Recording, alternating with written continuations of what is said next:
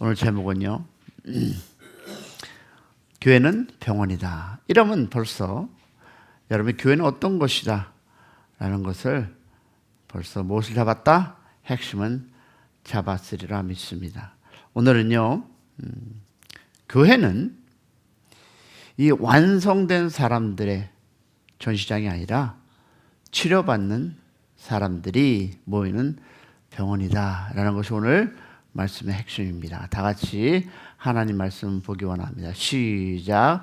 우리가 한 몸으로 많은 지체를 가졌으나 모든 지체가 같은 기능을 가진 것이 아니니 이와 같이 우리 많은 사람들이 그리스도 안에서 한 몸으로 되어 서로 지체가 되었으므로 형제들아 너희를 부르심을 보라. 육체를 따라 지혜로운 자가 많지 아니하며 능한 자가 많지 아니하며 문별 좋은 자가 많지 아니하는도다. 그러나 하나님께서 세상에 미련한 자들을 택하사 지혜 있는 자들을 부끄럽게 하려 하시고 세상에 약한 것들을 택하사 강한 것을 부럽게 하려 하시며 하나님께서 세상에 천한 것들과 멸시받은 것들과 없는 것들을 택하사 있는 것으로 패하려 하심이라. 이는 아무 육체도 하나님 앞에서 자랑하지 못하게 하려 함이라. 예수께서 대답하여 이르시되 건강한 자는 의사가 필때 없고 병든 자라야 쓸데 있나니 내가 의인을 불러러 온 것이 아니요 죄인을 불러 회개시켜. 아멘. 자, 오늘은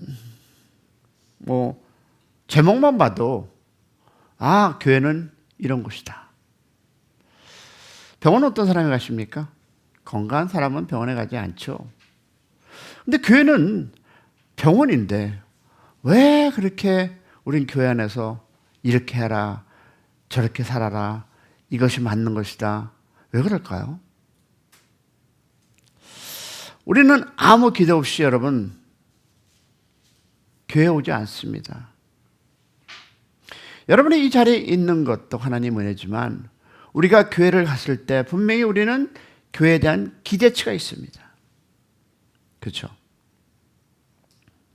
우리는 교회에 오면서 자연스럽게 기대하며 옵니다. 무엇을 기대할까요? 사랑을? 이 교회에 내가 사랑받을 수 있는 사람인가? 이 교회는 누가 내 뒤통수를 치지 않는 안전한 교회?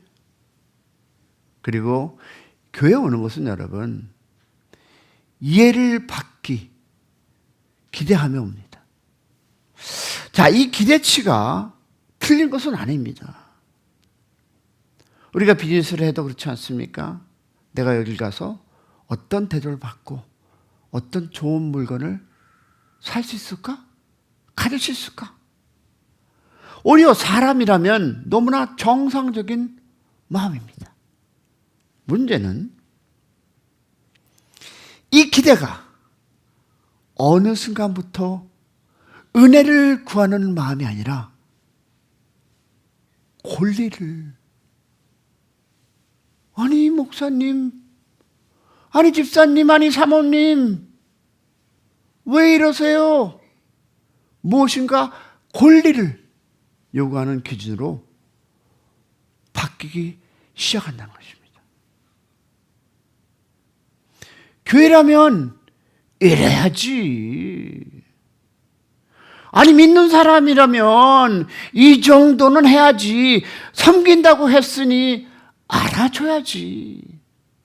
예배 들었으니 위로를 받아야지.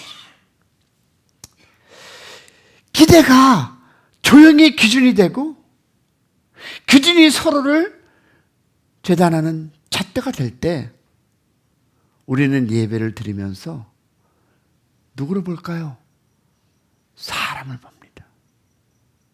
여러분, 교회에 온다는 것은 우리가 사람을 보고 사람을 평가하고 그 사람의 기준에 내가 서 있는 것이 아니라 여러분, 예배의 중점 누구다?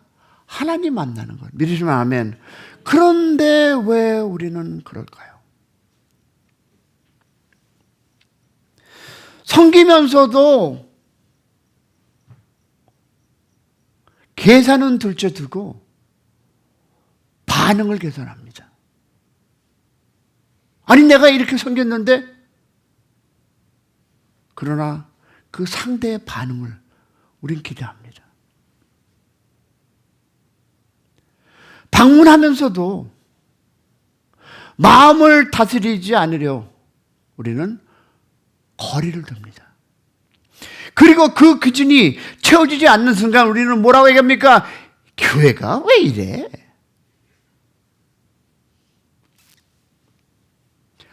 아니 사모가 왜 이래? 집사가 왜 이래? 권사가 왜 이래? 특히 저 목사가 왜 이래? 라는 단어를 우리는 배타르기 시작합니다.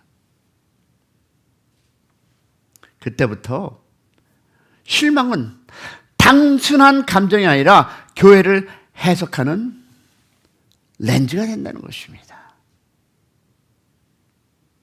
여러분 잠언 4장 23절에 이렇게 하나님은 얘기하고 있습니다. 시작. 모든 지킬 만한 것 중에 내 마음을 지키라. 생명의 근원이 이에서 남이라. 무엇을 지키라? 마음을 지키라. 성도 여러분, 우리를 가장 쉽게 지치게 하는 것은 사역의 무게가 아닙니다. 사람이 아닙니다. 기대가 사랑 없이 꺼질 때입니다.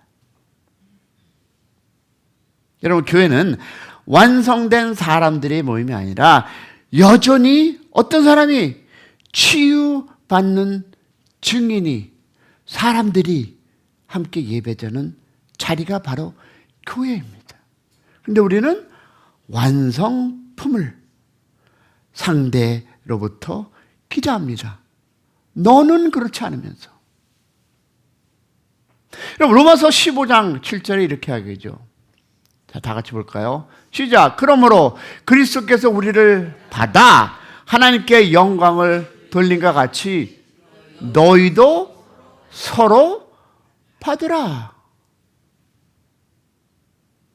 여러분, 예수님은 제자들에게 서로를 기대하라 라고 이야기하지 않으셨습니다. 서로를 어떻게 하라? 받으라. As it is. 그냥 그 모습 그대로 받으라. 여러분, 기대는 깨질 수 있지만 받아들이면 여러분 관계를 살린다. 할렐루야. 여러분, 오늘 이 말씀 앞에서 우리의 질문을 조금 바꿔볼까요? 다 같이 교회가 나에게 무엇을 해 주어야 하는가가 아니라 시작. 나는 지금 어떤 마음으로 예배하고 있는가. 그런데 우리는 위의 것을 보고 온다는 거죠. 무엇을 목사님이, 권사님이, 사모님이, 집사님이 무엇을 해줄까? 그러나 여러분, 교회는 예배 하나님께 영광 주님의 말씀을 듣는 자리임을 믿으시기를 축복합니다. 나는 누군가를 이해하려고 멈춰본 적이 있습니까? 누군가를 이해하려고 이 질문이 바뀌는 순간 어떨까요? 실망은 냉소로 가지 않고 성숙으로 향한다는 것입니다. 그리고 그 자리에서 우리는 다시 교회를 사랑할 힘이 회복된다는 것입니다. 우리가 잠시 한번 멈춰보는 시간, 상대를 평가하기 전에 잠시 멈춰보고 하나님 앞에 내려놓는 새벽 되기를 소망합니다. 왜? 우리는요, 오늘 보니까 한 몸이지만 다르다는 것입니다.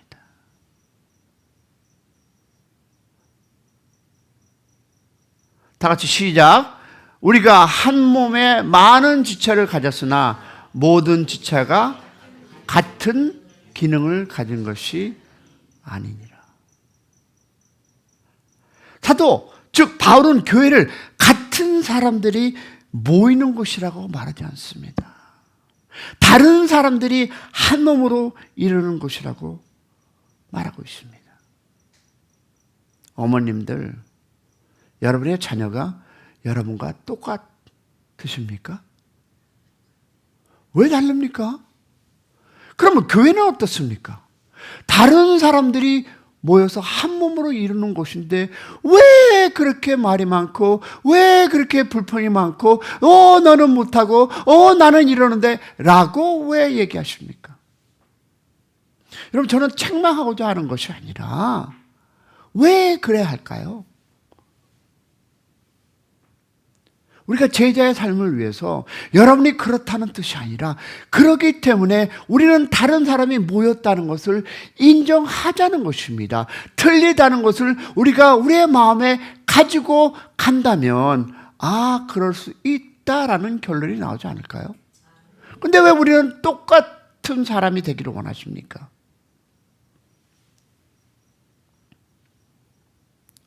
그래서 교회가 불편한 이유는 이 말씀입니다. 이 말씀 때문입니다. 뭘까요?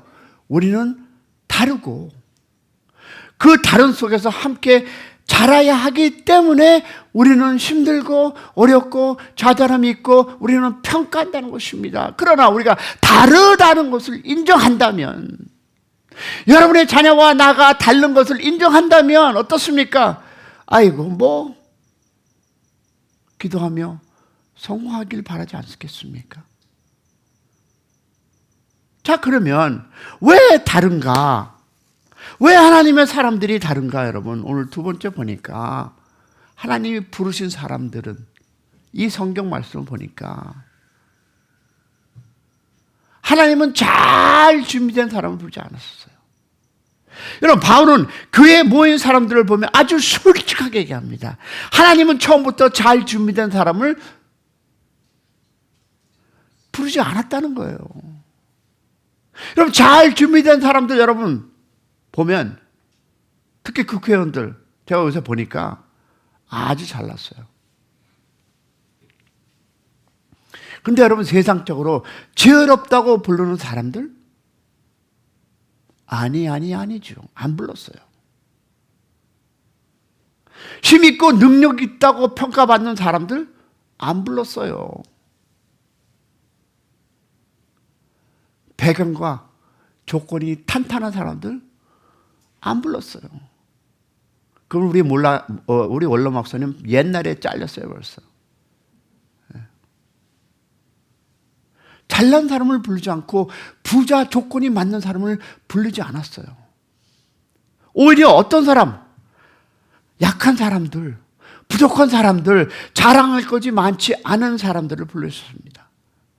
왜 그랬을까요? 여러분, 질문해 보셨습니까? 질문해 보니까 성경에 이렇게 써 있더라고요. 고린도전서 1장 29절 시작. 이는 아무 육체도 하나님 앞에서 자랑하지 못하게 하라.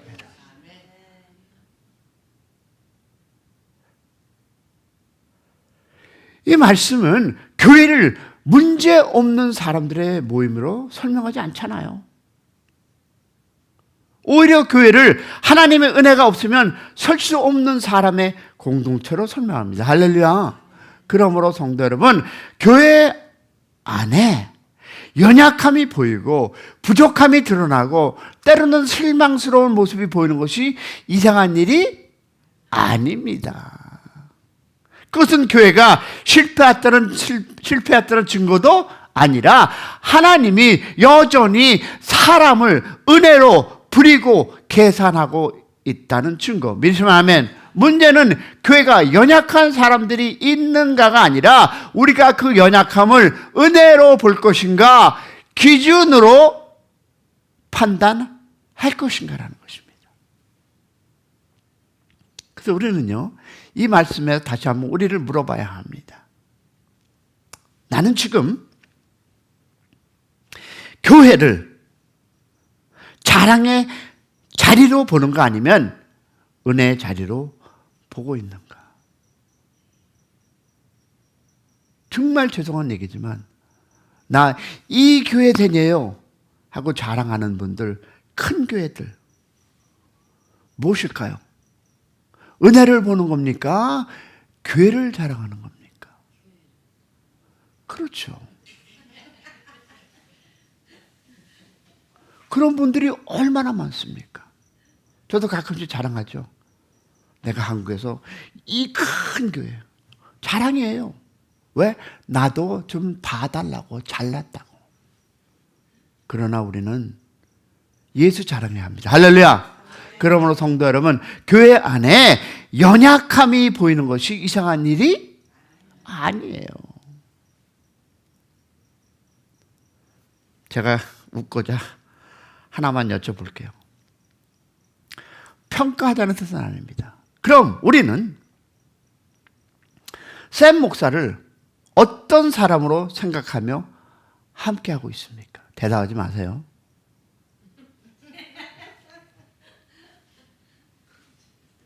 여러분, 이 질문은 목사를 보자는 질문이 아니라 지금 우리 교회를 어떤 눈으로 보고 있는지를 보자는 질문입니다. 이 질문이 바뀔 때 교회를 향한 우리의 눈도 달라지기 시작합니다. 분명히 샘 목사가 멋져서 잘나서는 아닐 것 같고요. 제일 크게 웃는 사람이 저기 남자 한 손이 있네요. 그래서 우리 교회는요, 어떤 사람이 병든 자들에게 의사가 필요하다라는 것입니다. 할렐루야.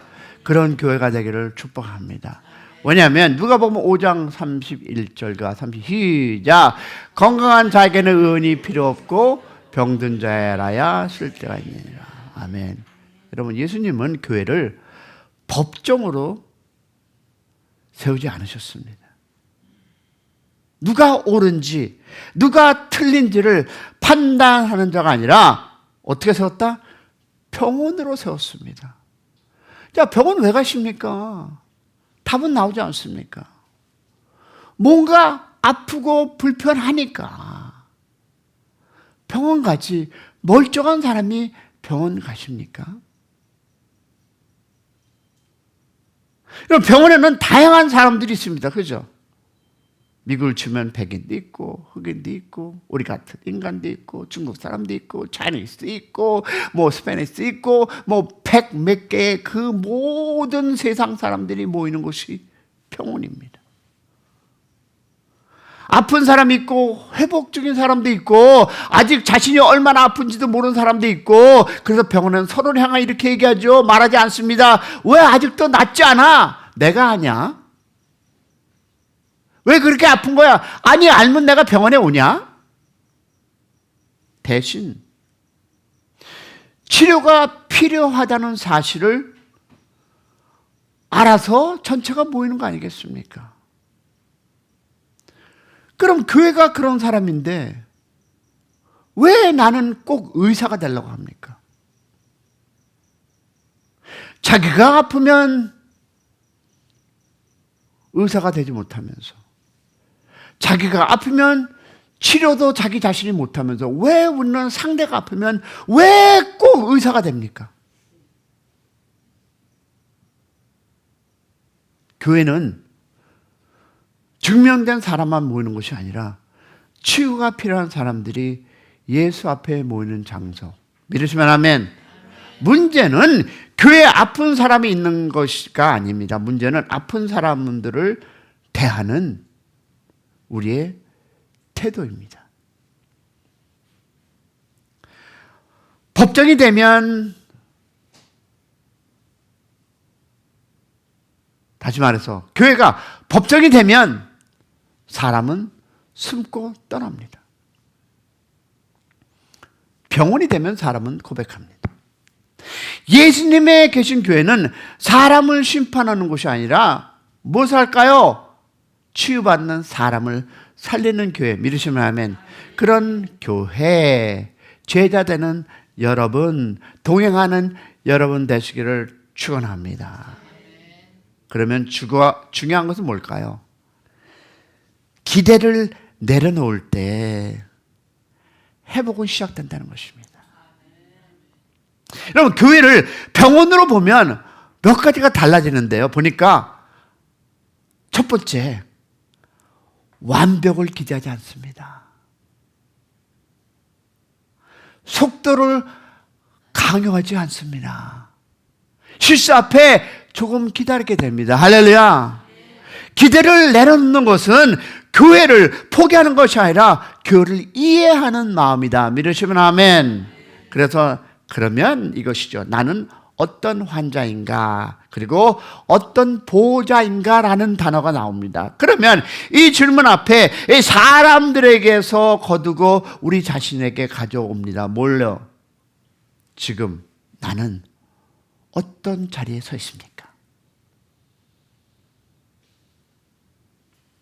두 개를 볼 텐데, 나는 오늘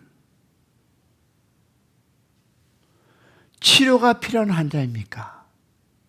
아니면 회복 중에 다른 사람을 조금 더 기다려줄 줄 아는 보호자이십니까? 다시 말해서 여러분은 어린아이입니까? 아니면 어머니 아빠입니까? 어린아이는 그저 계속 찡찡대서, 다시 말해서 치료가 필요한 아이들이고, 어머니들은 그 치료를 해주기 위해서 온 몸을 다하고 생각을 다해서 도와주는 보호자입니까? 라는 것입니다. 어디에 여러분은 서 있습니까? 여러분, 교회에서는 언제나 두 사람이 함께 갑니다. 누군가는 상처를 안고 예배 자리에 앉아 있고, 누군가는 그 곁에서 조용히 앉아 기다려주는 사람. 어떤 사람입니까? 중요한 것은 누가 더 낫냐가 아니라, 중요한 것은 자신의 상태를 알고 있느냐라는 것입니다. 여러분, 어느 상태에 이 교회에서 하고 계십니까? 아이같이 계속 울면서 찡얼거리면서 교회는 왜 이래? 교회가 저래야지. 그 부분에 있습니까? 아니면 그래도 위로하고 상처를 닦아주려고 노력하고 그래도 언더스탠하고, 어느 쪽에 여러분은 계십니까? 그 질문은 여러분이 하나님 앞에 하시길 바랍니다. 또 이럴 수 있습니다. 자기는 찡찡거리고 아파하는 환자인데 보호자인 척 교회는 법정이 됩니다.